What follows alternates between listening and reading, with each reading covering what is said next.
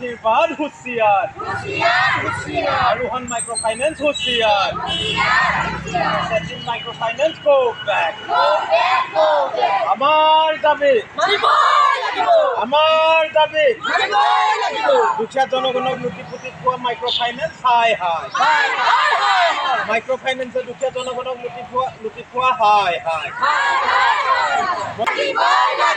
Manju কালেদি class কৰিব লাগিবই Pinky Bhuyan class কৰিব লাগিবই ইনকলাব জিন্দাবাদ মহিলা শক্তি জিন্দাবাদ ইনকলাব জিন্দাবাদ আমাক ন্যায় লাগিবই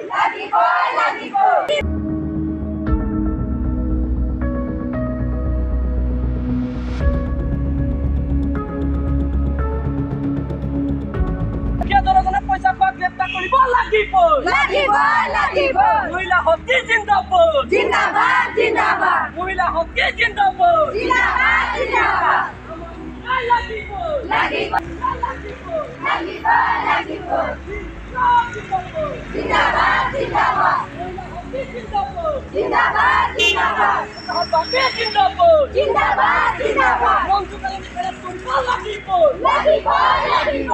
মঞ্জু কালেন্দি নামৰ এই গড়মূৰবাসী মঞ্জু কালেন্দি নামৰ মাইকী মানুহ এজনী আছে।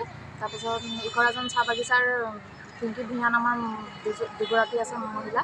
এটি দুইগৰাকী মানে আমাৰ আগৰে চিনাকি ভাল আৰু অহা যোৱা কৰে, চবেই চিনি পায় তেওঁলোকক। তাৰপিছত এইটো আজি 2 বছৰ আগৰ কথা।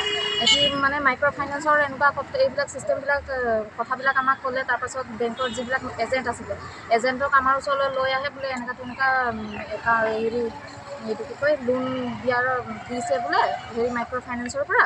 তেতিয়া হেৰি লোনটো ওলাই দে আৰু তহঁতক আমি লোনটো ওলাই দিয়াৰ কাৰণে 10,000 কৰি পইচা দিম আৰু তাৰ বাদ বাকী যিমান 45,000 লোন এপ্লাই কৰিলে 10,000 আমাক দি তাৰ 35,000 লৈছিলে।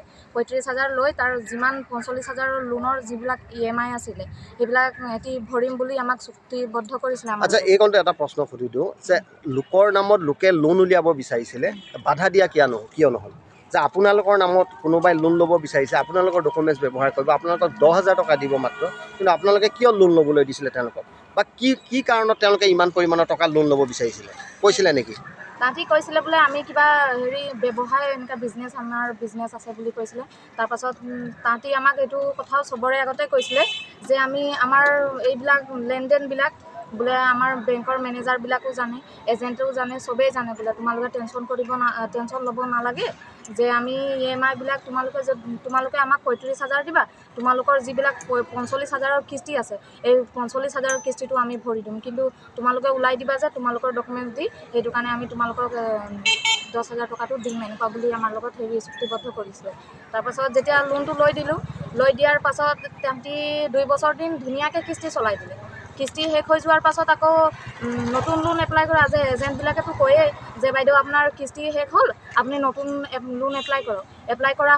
এপ্লাই কৰি এতিয়া বহুত আমাক চাই আৰু মানুহ ওলাইছে নহয়, আৰু মানুহ ওলালে। তাৰপাছত কিস্তি শেষ হৈ গ'ল, নতুন লোন এপ্লাই কৰি তাৰপাছত এই পইচাবিলাক যেতিয়া ওলোৱা হ'ল আমাক 10,000 কৰি দি দিলে। এতিয়া যোনবিলাক নতুন ওলাইছে এইবিলাক এহঁতক 10,000 দিলে আৰু বাকী 35,000 বিলাক এহেঁতি ল'লে। আৰু লৈ যেতিয়া প্ৰথম কিস্তি পৰিছে তেতিয়াই এই পিংকি ভূঞাটো ঘৰতে আছিলে বাৰু, মঞ্জু কালেন্দি পলাই দিছিলে পইচাখিনি লৈ। তাৰপাছত যেতিয়া আমি সোধ-পোছ কৰিবলৈ গ'লোঁ, ছাৰ আহিলে কিস্তি বিচাৰি আমাৰ ঘৰ আহিছে।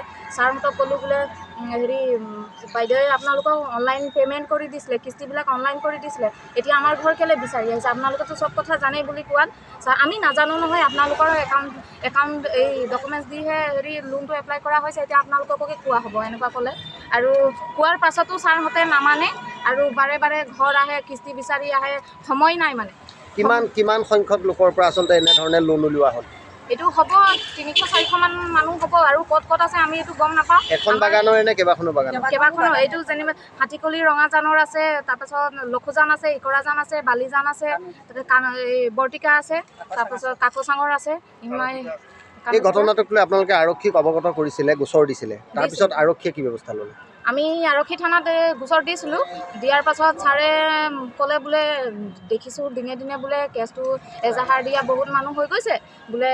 মই ভাবিছিলোঁ বোলে 10-12জনী বোলে মানুহ থাকিলে বোলে লোনৰ পইচাখিনি বোলে মই কিবা এটা ব্যৱস্থা কৰি দিলোঁ হয় বা মঞ্জু কালেণ্ডীৰ পৰা উলিয়াই দিলোঁ হয়। এতিয়া মঞ্জু কালেণ্ডীক ধৰি অনাৰ পাছত মঞ্জু কালেণ্ডীয়ে কৈছে ইমান টকা মই ভৰিব নোৱাৰোঁ আৰু দেখিছোঁ যে ইমান বহুত মানুহ আছে, তেতিয়াহ'লে এইটো কেছ বোলে মই চল্ভ কৰিব নোৱাৰোঁ। আমি কাগজবিলাক বোলে কোৰ্টত পঠিয়াই দিছোঁ, তোমালোকে বোলে তাত বোলে ফেচলা হ'ব বোলে আদালতত, কি হ'ব বোলে কেনেকৈ ভৰিব এই মঞ্জু কালেণ্ডীয়ে এই আদালততে ফেচলা হ'ব এনেকৈ ক'লে।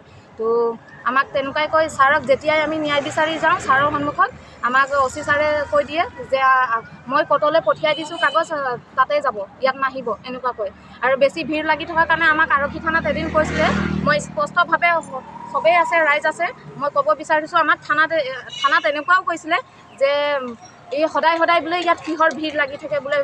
চবেই গম পায়, আৰক্ষী থানাত গম পায় আমি কিহৰ কাৰণে আমি কেছ দিছিলোঁ, কিহৰ কাৰণে এজাহাৰ দিছিলোঁ। তথাপিও আমাক কয় আমি যোনটো ন্যায় বিচাৰি গৈছিলোঁ সেইটো ন্যায় আমাক দিয়া নাছিলে। নিদিয়াৰ পাছত আমাৰ কেছটো একো চল্ভ হোৱা নাই আৰু তাতে আমাক কৈছিলে যে ইমান ভিৰ লাগি থাকে সদায় বোলে ইয়াত ভিৰ লাগি নাথাকিবি, তহঁতি নাহিবি, এনেকুৱাও কৈছে আমাৰ এই বোকাখাট থানাত, আৰক্ষী থানাত। এইবিলাকৰ কাৰণে আমি আজি বাধ্য বেংকে আপোনালোকক কিবা এতিয়া জনাইছে নেকি শেহতীয়াকৈ? আজিও কিস্তি আছে, ছেটিং মাইক্ৰ' ফাইনেন্সৰ আজি লখুজানত কিস্তি আছে। ছাৰে ফোন কৰিছে, মৰ্ণিঙতেই ফোন কৰিছে, শুই উঠাই নাই আৰু ফোন কৰিছে ছাৰে যে আপোনালোকৰ আজি কিস্তি আছে।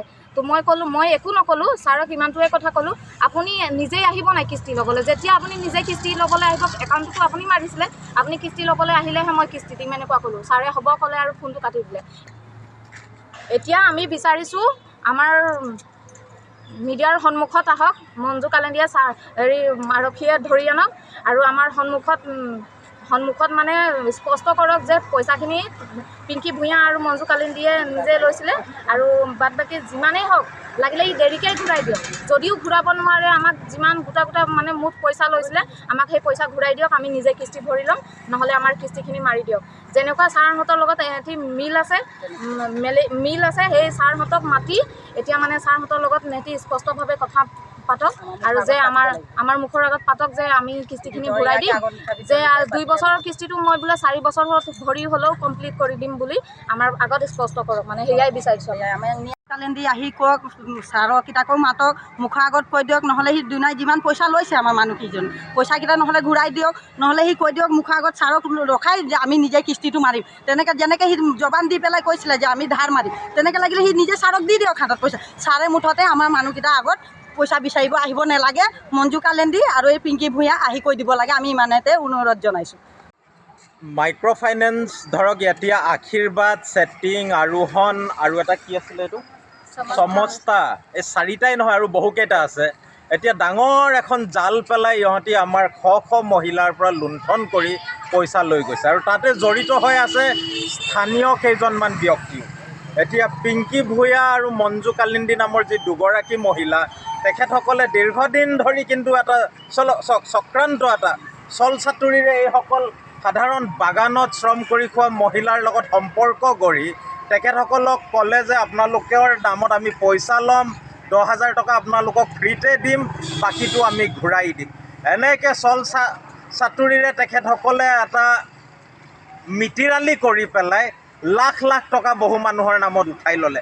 আৰু ছেটিং, আশীৰ্বাদ, আৰোহণৰ দৰে বেংকৰ যদি ইয়াত হাত নাথাকে তেতিয়া দুগৰাকী মঞ্জু কালেণ্ডি আৰু পিংকি ভূঞা আৰু লগতে তেখেতসকলক এই আদেশ উপদেশ দিয়া কিছুমান নেতা সেইসকল মিলিত হৈ নাথাকিলে কিন্তু এনেকুৱা ধৰণৰ ডাঙৰ কেলেংকাৰী বোকাখাটত বাৰে সংঘটিত হ'ব নোৱাৰে। আমি এতিয়া 2-4 দিন হৈ গ'ল পুলিচ প্ৰশাসনক ক'লোঁ, আমি আমাৰ চিভিল এডমিনিষ্ট্ৰেশ্যনক ক'লোঁ, আমাৰ ডিষ্ট্ৰিক্ট কমিশ্যনাৰ ডাঙৰীয়ানী, কিন্তু আজি পৰ্যন্ত কোনো ধৰণৰ একশ্যন দেখা নাই। ক'ৰবাত তেখেতসকলো জড়িত হৈ আছে নেকি এই প্ৰশ্ন কিন্তু উদয় হৈছে। এই মুক্ত বিচৰণৰ আঁৰত কাৰ হাত আছে এইটো উন্মোচন হ'ব লাগিব। আৰু যি পৰ্যন্ত আমাৰ প্ৰতিগৰাকী মহিলাই ন্যায় নাপায়, নিজৰ পইচা ঘূৰাই নাপায়, সেই পৰ্যন্ত কিন্তু আইসকল ওলাই আহিছে যে আন্দোলন কৰিম। এইবাৰ বেয়া জেগাত আপোনালোকে হাত দিছে, একেবাৰে দুখীয়া বাগানত কাম কৰি খোৱা মহিলাসকলৰ পৰা তেখেতসকলৰ পৰা 40-50 হাজাৰ টকাকৈ লুণ্ঠন কৰি লৈ গৈছে। আৰু এনে পৰিস্থিতিত কিন্তু বোকাখাটবাসী ৰাইজে চুপ হৈ থাকিলে নহ'ব। আমি সকলোৱে ওলাইছোঁ, বাৰম্বাৰ আমাৰ মানুহক এজন বিধায়ক এজন মন্ত্ৰী থকা সমষ্টিত কেনেকৈ মুক্তৰূপে দুদিনমান আগত আপোনাৰ ভাৰতী বেংকে হাজাৰ হাজাৰ মানুহক লুণ্ঠন কৰি লৈ গুচি গ'ল, এতিয়াও কোনো সংসূত্ৰ নাই, কোনো ইনভেষ্টিগেশ্যনৰ ৰিপৰ্ট আমাক দিয়া নাই। এই ক্ষেত্ৰতো তেনেকুৱা হ'বলৈ আমি কেতিয়াও দিব নোৱাৰোঁ। এয়া একেবাৰে দুখীয়া মানুহ আৰু আমাক অতি শীঘ্ৰেই ন্যায় লাগিব। সেইকাৰণে আজি আন্দোলন ওলাইছে, এই আন্দোলন অব্যাহত থাকিব যদি আমি ন্যায় নাপাওঁ। আৰক্ষীৰ প্ৰথমটো দায়িত্ব আছে, প্ৰথম দায়িত্ব তেখেতসকলৰ কোৰ্টলৈ গা এৰা দি পেলাই ঠেলি দি দুখীয়া মানুহখিনিক পুনৰ লুণ্ঠিত হ'বলৈ আপোনালোকক পুহি ৰখা নাই ইয়াত আৰক্ষী বিভাগক। লগতে ইয়াত ইমান ডাঙৰ এটা বিভাগীয় কৰ্তৃপক্ষ SDOৰ পৰা ধৰি সকলোবোৰ অফিচাৰ, আপোনালোকক চৰকাৰে এইকাৰণে পুহি ৰাখিছে যাতে সাধাৰণ মানুহক ন্যায় আপোনালোকে আনি দিব পাৰে। কোৰ্টলৈ আমি কোনো কাৰণতে নাযাওঁ। যিসকলে এতিয়াও মুক্ত মনে বিচৰণ কৰিছে তেখেতসকলক ধৰি আনি উচিতভাৱে তদন্ত কৰক আৰু এই টকা পইচাখিনি উলিয়াই পেলাই সাধাৰণ মানুহক দিয়াৰ ব্যৱস্থা কৰক, সেয়াই আমাৰ দাবী।